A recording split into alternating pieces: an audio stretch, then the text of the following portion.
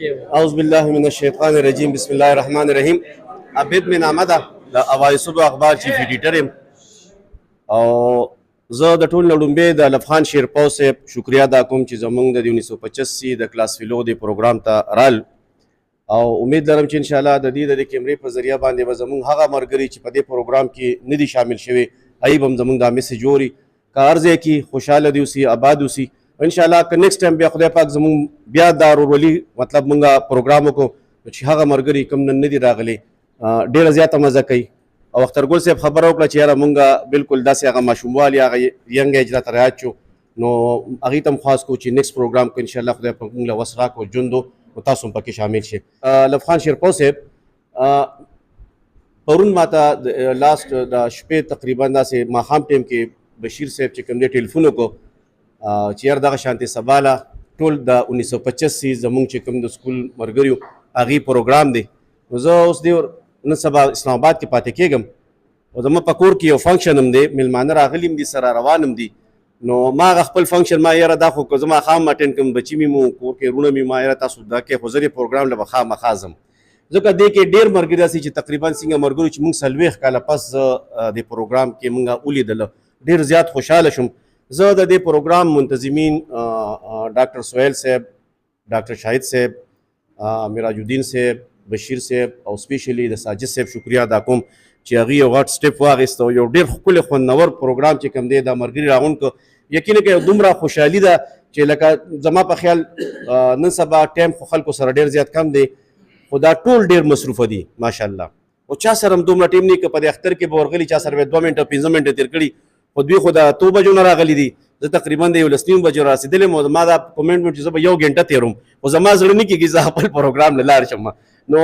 ټول دی داسې چې اکثر موږ وینو ستاسو پروګرامونه د کال دونه چې کوم دي دا پروګرامونه شروع شوي دي ډېره مزه یې وکړه او ملګري چې موږ ولیدله صحتمن هم دي ماشاءالله خوشحاله هم دي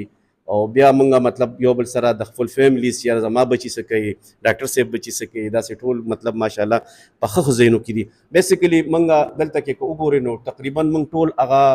د لو لیول والا خلک وو چې زمونږ پلاران میکسیمم چې کوم دي هغه مزدورکار وو او په مونږ باندې په سختو کې چې کوم دي هغه مور پلار سبقونه ویلي دي الحمدلله ډاکټران دي پکې انجینران دي پکې پایلټان دي پکې وکیلان دي پکې او استادان دي پکې ښه عهدو باندې انجینران دي پکې نو ماشاءالله که وګورو موږ 40 کاله روان دي چې نو زمونږ لایف ډېر زیات تنګ و دستو مطلب په واړه واړه کورونو کې سیدو ایون دا چې سیکل به هم چا سره نو یو ځل په دې کمیټې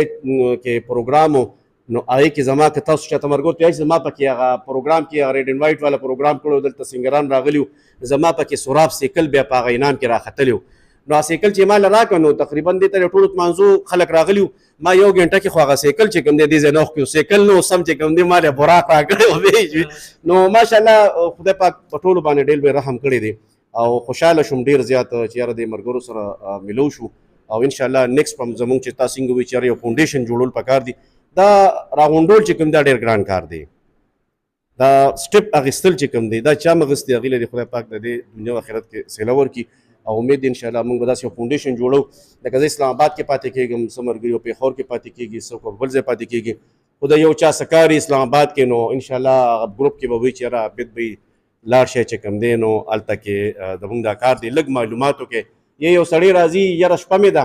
خو شپې ځای نو هلکه بس زما کور خو چې کوم دی موټروی سره نږدې دی او ښه مزدار ښکلی یو غریب خانه دغه مهمانو لپاره هم پکې ښه ښکلی ځای جوړ کړی دی نو هر ټایم راتلی شي اسلام آباد کې مې ورکوټ یو د جی 11 کې دفتر دی چې هغې کې ورسره موږ ناست یو د کنسلټنسي کار هم کوو لکه نو هغې کې مطلب دا چې موږ ګایډنس کولی شو ملګري دي خبر شوم شاهد صاحب چې کوم دی لارج کې په ښه پوسټ باندې دی داسې ډاکټر صاحب او میراج صاحب دي چې ډېر ښه ماشاءالله دا غني خان بابا کوم چې فاونډیشن جوړ شوی د هغې جنرل سیکرټري دي ډېر خوشحاله شو نو امید دی انشاءالله چې دغه شانتې بیا هم دا پروګرامونه کوو